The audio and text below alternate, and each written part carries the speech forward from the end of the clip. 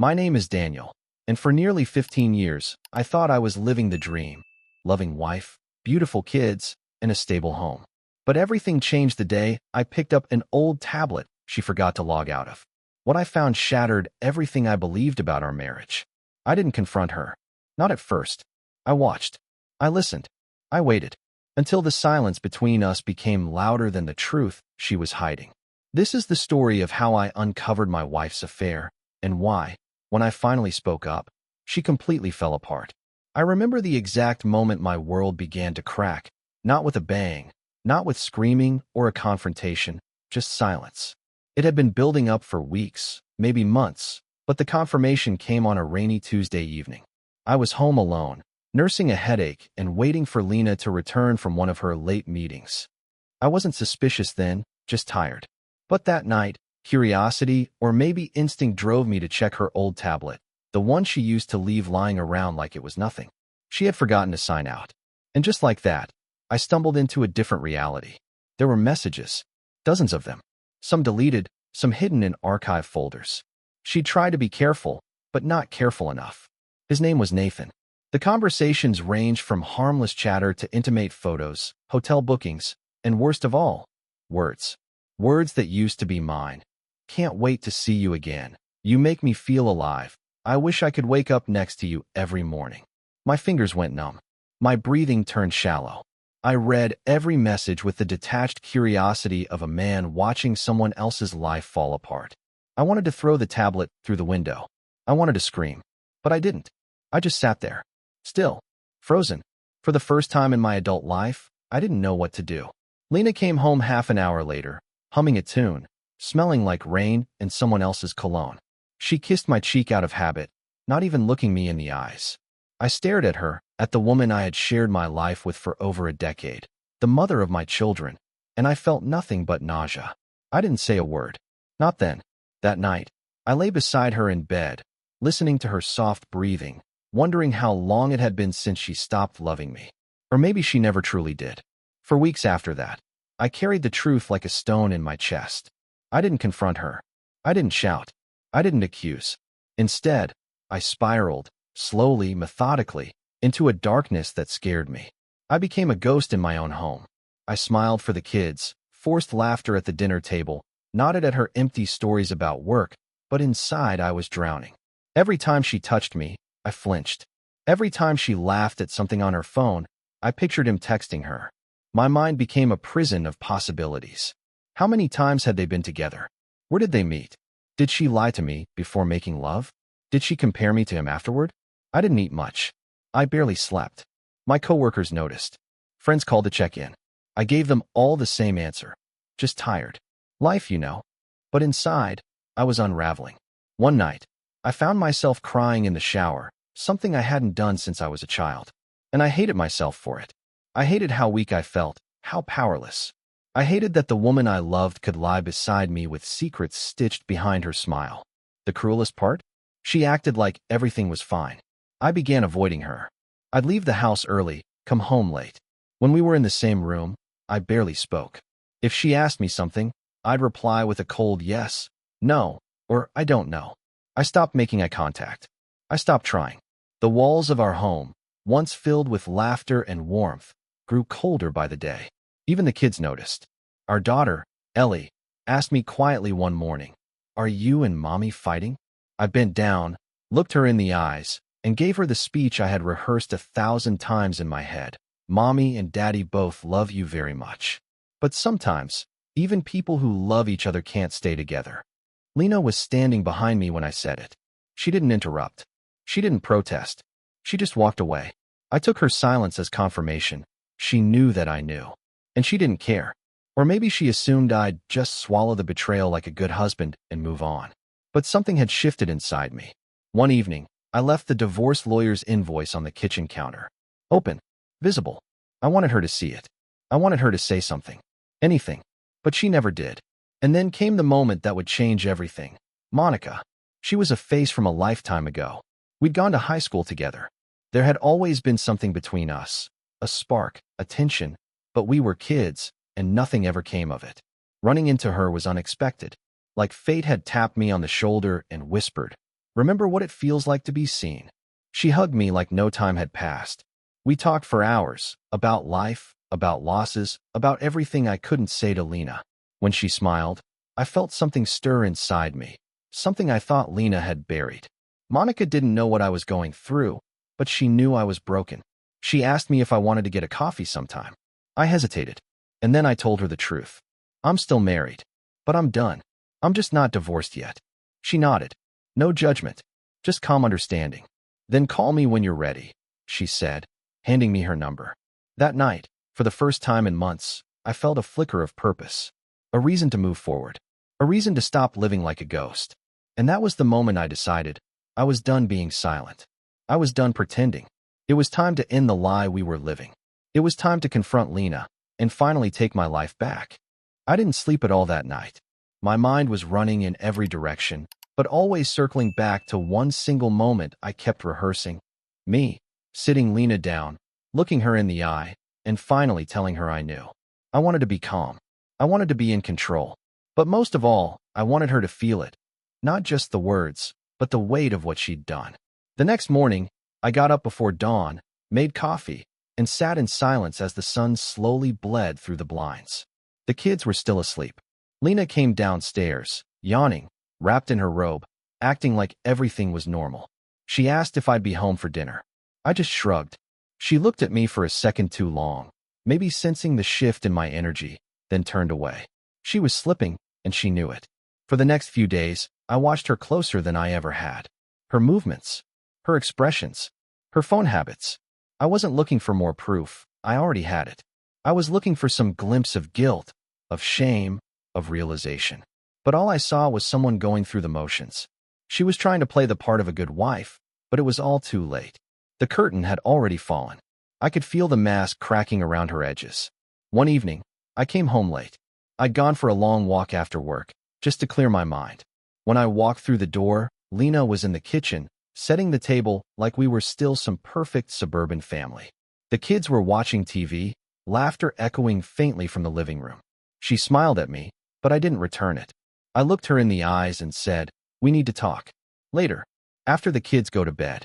Her smile dropped instantly. She nodded, her voice catching slightly as she replied, "Okay." That night, I paced the hallway as the kids brushed their teeth. I kissed them goodnight, turned out the lights, and stood outside their door until I was sure they were asleep. Then I walked into the living room, where Lena sat curled up on the couch like a stranger waiting for a storm to pass. "Sit down," I said. She obeyed. Her face was pale. She tucked her hair behind her ear like she always did when she was nervous. I took a deep breath. "I've known for a long time," I began. "About you and Nathan." Her eyes widened, but not with surprise. No, this was fear. Panic. Like a child caught in the middle of a lie they thought was too clever to unravel. She opened her mouth to speak, but I cut her off. "You don't need to explain. I'm not here for an apology, Lena. I just want you to know that I've seen the messages, the pictures, the hotel reservations. I've watched you come home after being with him, and I've kept my mouth shut until now." She started crying. Not just tears, but gut-wrenching sobs. The kind that shake a person from the inside out. But I'd already cried mine. My tears were long gone. Hers felt empty to me now, like a show arriving too late. "I didn't mean to," she gasped between sobs. "It didn't mean anything. I was lonely. You were always working. I made a mistake, just one terrible mistake." I leaned forward, elbows on my knees. "Lena, if it didn't mean anything, why did it last 7 months? Why did you risk our family, our children?" She couldn't answer. Her hands trembled as she clutched a tissue, now soaked and useless. The sobs didn't stop. She started talking fast, barely coherent. "Counseling. Second chances. We could fix this. The kids didn't have to know. Nobody had to know. But I'd made up my mind." I let her talk herself into a corner, rambling excuses that sounded more like noise than anything real. When she finally quieted down, I spoke again. "I've already spoken to a lawyer. I've been preparing for the divorce for months. I didn't confront you before because I wasn't ready. But I'm ready now." That shut her up. "I thought," I continued, "that maybe you wanted to leave. That you were done too. I figured you'd be relieved when I finally brought it up. But now you're crying like your world is ending. Why, Lena? Is it guilt? Or are you afraid I'll tell people what you did?" Her face crumpled again. I still love you, she whispered. I never stopped. I shook my head slowly. No, you love the comfort. You love the routine. But you don't love me. If you did, you wouldn't have betrayed me the way you did. Love doesn't stab someone in the back and smile to their face afterward. We sat there in silence for a while. The clock on the wall ticked louder than it should have. Outside, a dog barked somewhere down the street. The world kept spinning, indifferent to the crumbling of another marriage. I want to start dating again, I finally said. I want my life back. She didn't respond. Her face was soaked. Her body slumped forward like someone had cut her strings. So that's it, she asked weakly. That's it, I replied. We're over, Lena.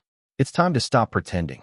And with that, I stood up, walked upstairs, and closed the door behind me, leaving her and the lies we once shared in the shadows of that room. I barely slept that night. Even after I confronted Lena, even after the truth spilled into the open like acid burning through the floor, I didn't feel relief. If anything, I felt hollow. She cried until her face was red and swollen, but her tears did nothing for me. They couldn't reach the part of me she'd already killed. I lay in bed staring at the ceiling, wondering how long she'd sit alone downstairs in the dark. When I woke up the next morning, she was gone. Probably took the kids to school. I didn't care. I sat at the table with cold coffee, my hands clasped like I was praying for something. Anything that would make sense of the mess I was living in.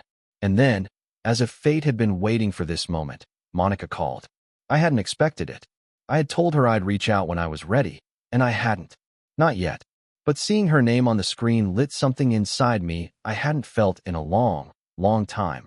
Hope. Hey, she said softly when I picked up. I know we said you'd call, but I had a feeling you might need someone to talk to. Her voice was calm, steady, the opposite of the chaos I'd just walked away from. I didn't hesitate. Yeah, I said. Yeah, I do. We met at a quiet cafe across town. It was mid-afternoon, mostly empty. The place smelled like cinnamon and old books, and for the first time in months, I didn't feel the weight of my reality pressing down on me like a vice. When Monica walked in, time stopped. She hadn't changed much. There was something more refined about her now, mature, composed, but her eyes were exactly the same. Warm, piercing, like they could see through everything I was trying to hide. We hugged. It wasn't romantic. It wasn't restrained either. Just honest. We sat down, and for a while, we didn't even talk about Lena or my crumbling marriage. We talked about high school, about the time we almost kissed behind the gym, about the summer we both worked at that ice cream stand by the lake. It was like opening a window in a stale, suffocating room. Eventually, I told her everything. From the first message I found on Lena's tablet to the night I sat her down and watched her fall apart. Monica listened without interrupting. No judgment, no gasps of horror, just quiet understanding. She reached across the table once, rested her hand gently over mine, and said, "I'm sorry. You didn't deserve any of that." I believed her. When I told her I hadn't filed the papers yet, she nodded. "Take your time," she said. "But when you do, call me. I want to be there for you, not just as someone you lean on, but maybe something more." That made me pause.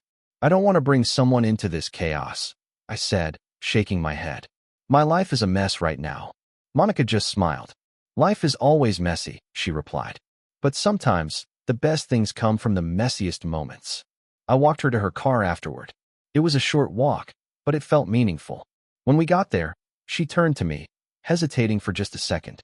"I know we never got our chance back then," she said. "But maybe this time we do." She didn't lean in. She didn't ask for anything. Just gave me a soft smile and drove off, leaving a trail of warmth behind her that clung to me like sunlight on my skin. I stood there long after her car disappeared from view, and I realized I wasn't sad, not even a little. I was scared, yes, still hurt, still angry, but there was something else stirring beneath it all, a reason to hope again. When I got home, Lena was waiting in the kitchen. Her eyes were red. She had clearly been crying again, but I felt detached from it all, like I was observing someone else's tragedy. "Where were you?" she asked, her voice brittle. I looked her in the eyes. "Out. Thinking." She didn't push further. Maybe she knew she had no right to. That night, I began drafting my official separation papers. I called my lawyer and said, "Let's finalize this." There was no more hesitation in my voice. I knew I wasn't ready to be with anyone yet. I knew Monica and I would have to wait. But for the first time in a long time, I wasn't looking backward. I was looking forward. And that, in itself, felt like a kind of rebirth. Lena must have felt the change too, because the next morning, she tried to cook breakfast. Eggs, toast, fresh orange juice, the whole spread. She smiled weakly and said, "I thought we could talk." But I'd already talked. I had said everything that needed to be said. I simply replied, "No need." And just like that, we ate in silence. A different kind of silence this time, not built on suspicion or guilt, but finality. The door was closing behind me, and somewhere out there, a new one had just begun to open. The next few days felt surreal. I moved through the house like a guest, like some distant uncle who happened to be staying a little too long. Lena kept trying, meals, small talk, even dressing nicer. But none of it mattered. Her efforts didn't feel sincere, they felt desperate. Too little, far too late. I was calm, though, detached. I wasn't lashing out or throwing accusations. I wasn't raising my voice. I was a man who had finally stopped fighting for a flame that had long since burned out.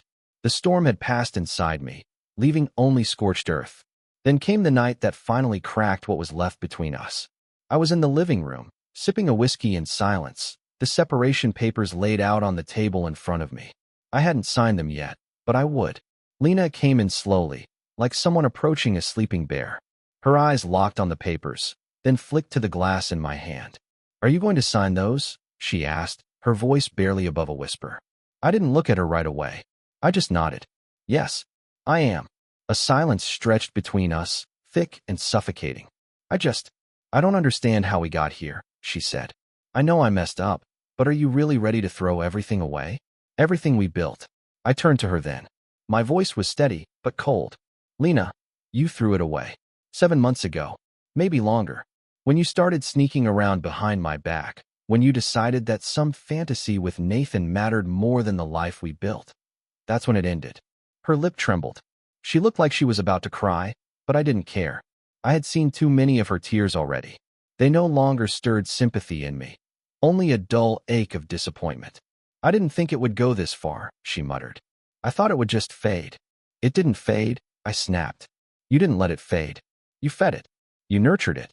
You snuck around, lied to me, and built a parallel life while standing in the same kitchen with me, every day, like nothing was wrong." She sat down on the edge of the couch, her hands clutched tightly in her lap. "I've been reading articles, books. I even talked to a counselor. I know what I did was selfish and cruel, but I want to fix this. I want to fight for us." Her voice cracked at the end, a plea dressed as a promise. I leaned forward and locked eyes with her. "You should have fought for us before you slept with him. Not now. Not when everything is already broken." She broke down completely. Tears poured from her eyes, her body shaking with sobs so violent they seemed to rise from her core. She tried to speak, but couldn't get the words out. Eventually, all she managed was a hoarse, "Please don't leave me." That was the moment I realized something deeper. She wasn't afraid of losing me. She was afraid of being alone. Afraid of facing the wreckage she caused without the comfort of my forgiveness to shelter her from the consequences. I stood up, slowly and deliberately. "I'm not doing this for revenge. I'm not doing it to punish you. I'm doing it because I deserve better. Our kids deserve better. This isn't a marriage anymore. It's a lie." She covered her face with her hands, sobbing harder. But I didn't reach out. I didn't comfort her. I simply walked upstairs, closed the bedroom door, and let the silence fall like a curtain. The next morning, I woke to find her sitting on the kitchen floor. She hadn't slept.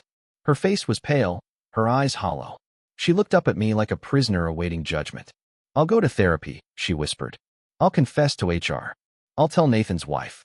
Just please, don't leave me." It was too much. Too theatrical. Too late. "Do what you want," I said, grabbing my keys. "But I'm not staying because of promises. I'm not staying because you're scared. I'm done." As I walked out the door, I heard her collapse into sobs behind me, but I didn't turn back. Because in that moment, I felt something I hadn't in a long time. Freedom.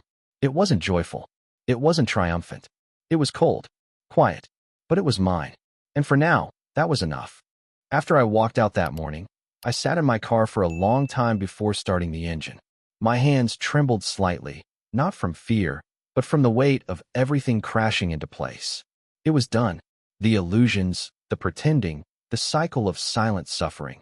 It all ended with those 3 words I'd spoken to Lena. I'm done. Still, it didn't feel like closure. Not yet. I drove aimlessly, letting the road take me wherever it wanted. I stopped at a small lake about an hour outside the city. It was quiet, just birds, wind, and the occasional rustle of leaves. I stood at the water's edge, staring at my reflection, wondering who I had become. I wasn't the man who married Lena. That version of me was long gone, shattered by betrayal, numbed by years of emotional erosion, buried under the silence I'd forced myself to endure. But now, I had space to breathe. The air didn't taste like guilt anymore. It was bitter, but clean. Later that day, I went home. The kids were staying with my parents for the weekend. I'd arranged it without telling Lena.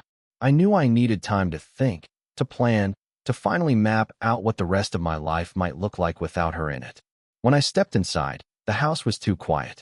I found her in the kitchen again, sitting at the table with a journal and a thick stack of papers. I wrote everything down, she said without looking up. A full confession. Dates. Messages. A timeline. You can give it to your lawyer. I didn't answer. I just sat across from her, watching the woman I once thought I'd grow old with crumble in slow motion. I know you don't believe anything I say anymore, she continued, voice trembling. And I get it. But I need you to understand. I wasn't unhappy. I wasn't angry at you. I was just stupid. I convinced myself I deserved something more, something thrilling. And by the time I realized what I was destroying, it was already too late. I leaned back in my chair, folding my arms. And the kids? I asked. Did you convince yourself they'd be fine too? That they wouldn't notice when their home fell apart? She winced like I'd slapped her. I never meant for them to get hurt. But they will, I said coldly. They already are. She nodded slowly, her fingers twisting the edge of the journal. I ended it with him, she whispered. 6 weeks ago, I blocked him. I told him I couldn't do it anymore. I didn't want to tell you because I thought I could fix it before you found out. I laughed, dry, bitter. You didn't want to tell me because you wanted to keep both lives. You just didn't expect me to check out of one of them. Her eyes filled again, but she didn't cry. Maybe she was finally too tired. I certainly was. I've scheduled therapy for myself, she said. I've been researching post-infidelity recovery. I'll do whatever it takes. I'm not coming with you, I replied. I won't sit in a room while you try to untangle a mess you created alone. This marriage is over, Lena. I don't hate you, but I don't love you anymore either. And I'm not going to pretend I can rebuild something I no longer want. A silence settled over us. It wasn't angry. It wasn't even sad. It was just final. After a while, she stood up, walked to the counter, and grabbed her phone. I'll call her, she said. Who? Nathan's wife.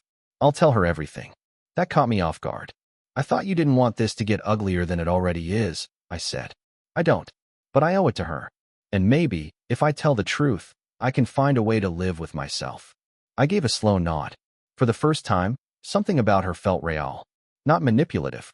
Not desperate. Just defeated. I'm not doing this to win you back, she added. I know that ship has sailed. I just want to do the right thing. For once. I didn't stop her. I didn't offer comfort. I just watched as she stepped into the next room and made the call. I could hear her voice shaking as she confessed, heard the pauses and the sobs on the other end. It wasn't my mess anymore. It was hers. I had stepped out of the fire, and I wasn't going back in.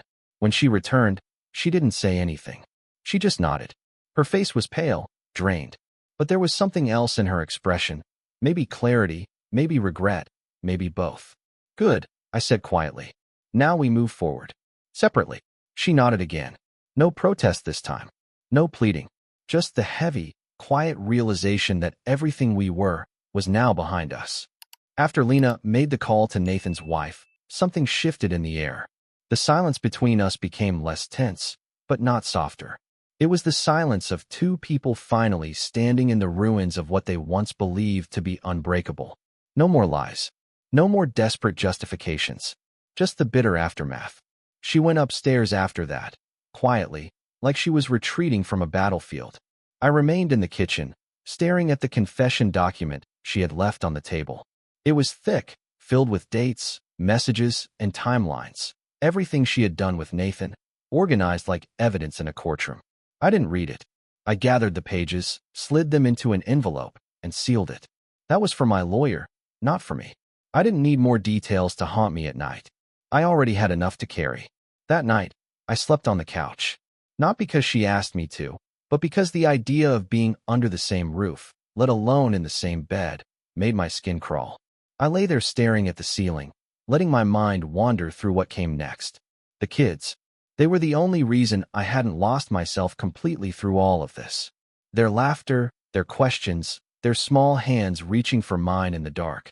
Those were the moments that reminded me who I still needed to be. The next morning, I made a decision. I called our daughter's school counselor and scheduled a meeting. I also reached out to a family therapist and booked an appointment. I wasn't going to wait until they asked me what was wrong. I wanted to be ahead of this for them, for their emotional survival. I'd already failed to protect them from the cracks forming beneath our home. I wouldn't fail them again. Later that afternoon, I drove to the clinic and got tested, STI panel, full workup. The thought of what she might have exposed me to made my stomach twist. I didn't ask her whether they'd used protection. I didn't want the answer. And then, as I sat in my car with the paperwork in hand, I made the hardest call of all. I booked a DNA test for both kids. It broke me. I didn't want to do it. I hated myself for even needing to. But in this new reality, trust had no place. If I was going to rebuild anything for them, for me, I had to be sure. I had to know the truth, no matter how much it hurt. The day after, I sat them down with a therapist and told them the truth, at least a version of it that was appropriate for their age. I explained that mommy and daddy love them very much, but that sometimes people make mistakes, that families can change, but love doesn't have to disappear. They cried. I did too. But I told them over and over again that I wasn't going anywhere, that I would always be there, that they could ask me anything, anytime. And I meant every word. Afterward, I spent the entire weekend with them. Just us. We went hiking, built a fort in the living room, watched silly cartoons until we fell asleep on the floor. I gave them every bit of attention I had, every bit of love I could give. I needed them to know they were still my everything, even if the world around them was falling apart. Meanwhile, Lena stayed in the house, moving like a shadow. She kept her distance, barely speaking. She seemed to understand that no grand gesture, no act of redemption could undo the damage. And to her credit, she didn't try to fake normalcy anymore. That, at least, was a mercy. I began making lists on my own time. Not legal ones, emotional ones. What I wanted, what I needed to let go, what I needed to protect. On the wall of my office, I taped pieces of paper with titles, kids, boundaries, what forgiveness looks like, who I want to be. Under kids, I wrote, present, consistent, strong, honest.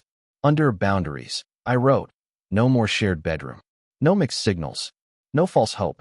Under who I want to be, I wrote, a man who walks with dignity, a father they're proud of, a man who didn't let betrayal define him. That list stayed on my wall like a lighthouse in a storm. And Monica, she stayed in the background. We hadn't spoken since our last meeting. I didn't want to drag her into this mess. I knew she understood, but part of me feared ruining something good before it had a chance to begin. So I waited. Quietly. Respectfully. But I thought of her often. Not as an escape. Not as a fantasy. But as a reminder that healing was possible. That life could still surprise me. That I wasn't broken, just bruised. And maybe, in time, those bruises would fade. Saturday came faster than I expected. The day I had chosen to sit down with Lena one last time.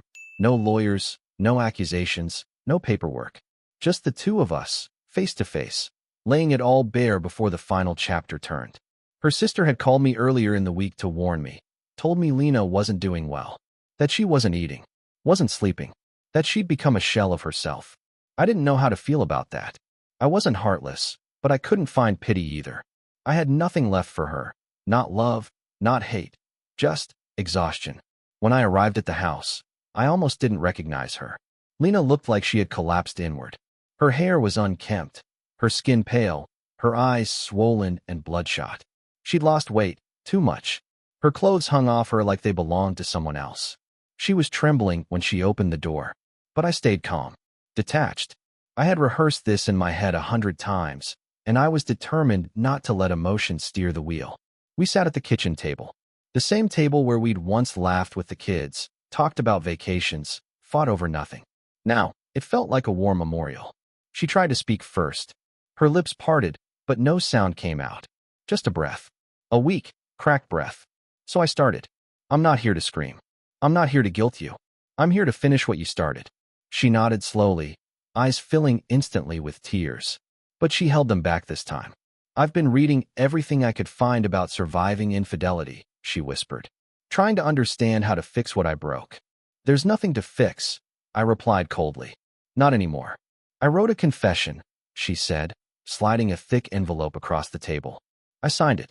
Every detail. It's yours. Give it to your lawyer. I already have more than enough evidence, I said. I know. I just wanted to prove I'm not hiding anything anymore. I nodded, but I didn't touch the envelope. Why, Lena? I asked, leaning forward. What in your mind gave you the right to destroy our family? Her face crumpled, but she didn't look away. I don't know, she said hoarsely. It wasn't about you. It wasn't about the kids. I just lost myself. I started fantasizing after my sister cheated. I saw how it changed her, how alive she seemed. I hated myself for thinking about it, but eventually, I gave in. It was stupid, selfish. I thought I could keep both lives. I thought the high would pass, and we'd all go back to normal. And did you think I'd never find out? I asked. That I'd never notice you pulling away, that I wouldn't see the distance growing every day? I thought I was hiding it well, she said. I was lying to myself just as much as I was lying to you. A bitter silence stretched between us. I broke up with him over a month ago, she added. When things started falling apart with us, I realized how far I'd gone. I blocked him. I tried to reconnect with you, but you were already gone. You think a block number undoes 7 months of betrayal? I asked, my voice rising slightly. You think telling me now somehow earns you redemption? No, she said quickly. No, I know it doesn't. But I'll never stop trying. I stood up, pacing the floor slowly. Stop trying to fix me. I don't want to be fixed. I want to move on. I want peace. She reached for me, her voice cracking. Please, tell me what I can do. I'll do anything. I looked down at her, and for a moment, I almost felt sorry. You broke it. If you don't even know how to fix it, what makes you think I should hand you the instructions? She broke then, completely. Sobbing, she collapsed into her hands, her body shaking. I said nothing. I stood still, watching the woman who had once been my world unravel in front of me. I got tested, I said quietly. STIs. DNA test for the kids. I had to. I had to know what was real. She looked up, shattered. I never cheated before him. Never. The kids are yours. I swear to you. I hope you're right, I said, without emotion. But you lost the benefit of belief the moment you betrayed me. I told Nathan's wife, she added, almost pleading. I told everyone. HR. My parents. My friends. I'm not hiding anymore. I'm not asking you to, I said. But I'm not coming back, either. She offered something desperate then, a one-sided open marriage, full transparency, anything to keep me in her life. But I refused. I don't want you as a prisoner, I said. And I don't want to be your warden. That's not love. That's surveillance. And I won't live like that. By the end, we had been talking for over 5 hours. She'd cried through most of it. The last thing I told her was the truth I needed her to hear. I don't love you anymore. Not the way I did. That version of us died the day you chose someone else. Then I walked out of the room. And I didn't look back. By the time I reached the front door, I could hear Lena sobbing uncontrollably behind me. Her voice was breaking, raw and hollow, repeating the same desperate words. No. No. Please, no. But my hand was already on the doorknob. My heart wasn't listening anymore. Then I heard the crash. A loud thump, followed by the unmistakable sound of something hitting the floor hard. I turned back in a flash. She had collapsed. Blood was streaming from her nose, running down her chin as she slumped sideways, barely conscious. I caught her just before her head hit the tile. Her skin was clammy, her breathing shallow, her pulse rapid. Her sister, who had stayed upstairs during our conversation, came running when I shouted. Together, we got Lena into my car, and I drove like a madman to the emergency room. The whole ride there, she kept trying to speak, but her words were incoherent. Tears kept falling, but not the kind that begged for forgiveness. These were silent, almost childlike. I hated that I still cared whether she lived. I hated that, even after everything, I couldn't just let her fall apart without lifting a finger. But that's the cruel truth of love. It doesn't vanish on command. It fades. It sours. It gets buried under betrayal.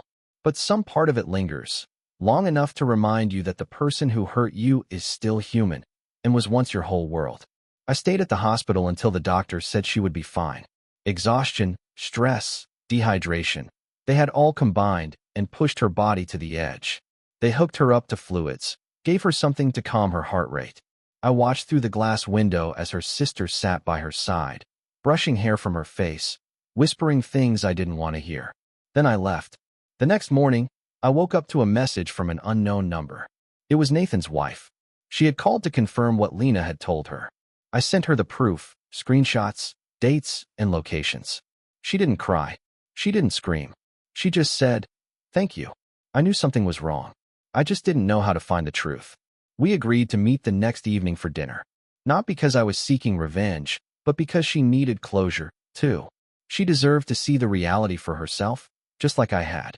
And maybe, in sharing the truth, we could help each other find a shred of peace. But even after all of this, something unexpected crept in. Guilt. Not for ending the marriage. I never doubted that decision. But for the pain it left behind. For the kids. For the wreckage. For the people still clinging to the burning wreck of what used to be a family. I started questioning myself, wondering if I'd been too cold, too final. Was I becoming the villain in someone else's version of this story? Calls came in from mutual friends and even some of Lena's family. They told me I should reconsider. That she was suffering. That she was doing the work. That forgiveness was part of love. But none of them had been lied to. None of them had spent nights feeling like a stranger in their own home. None of them had held a confession letter that spelled out, in vivid detail, every moment their spouse betrayed them. I wasn't angry at them. They just didn't know what it felt like to lose everything you thought was safe. And the truth was, I didn't need their validation. I didn't need permission to move on. What I needed was peace. So I turned off my phone, packed an overnight bag, and drove to the coast. I found a small cabin overlooking the ocean, just enough space for solitude, just enough distance from the chaos behind me. For the first time in nearly a year, I sat on a wooden porch, listened to the waves crashing in rhythm, and felt still. I stared at the horizon and thought about Monica. She hadn't reached out, not once. She was respecting the space I asked for. But I thought about her every day, the way she looked at me like I wasn't broken, like I still had something worth offering. I wondered if she'd pick up if I called. I wondered if I should. Not to escape, not to replace, but maybe to begin.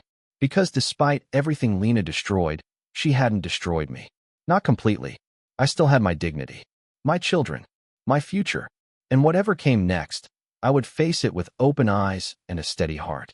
I stood from the porch, pulled out my phone, and scrolled to Monica's number. Then I did something I hadn't done in a very long time. I smiled, and I hit call. Looking back, if there's one thing this painful journey taught me, it's that silence can be just as destructive as betrayal. I spent months pretending, hiding my hurt, hoping things would somehow fix themselves. But the truth is, healing doesn't begin until we choose ourselves. Trust, once broken, rarely returns in the same form. For those of us in the later stages of life, we're often told to endure, to protect the family, no matter the cost. But I've learned that self-respect isn't selfish. It's survival. If someone violates your love, your commitment, and your future, you have every right to walk away. It doesn't make you weak. It means you remember your worth. And if you're a parent, like me, know this: your children are watching. They learn love, loyalty, and boundaries from us. Show them that betrayal isn't normal, that dignity matters, that it's never too late to start again. Life doesn't end with heartbreak. Sometimes it begins there. I thought I'd be alone in the aftermath, but instead, I found peace, strength, and maybe, just maybe, a new beginning. And if I could find it, so can you.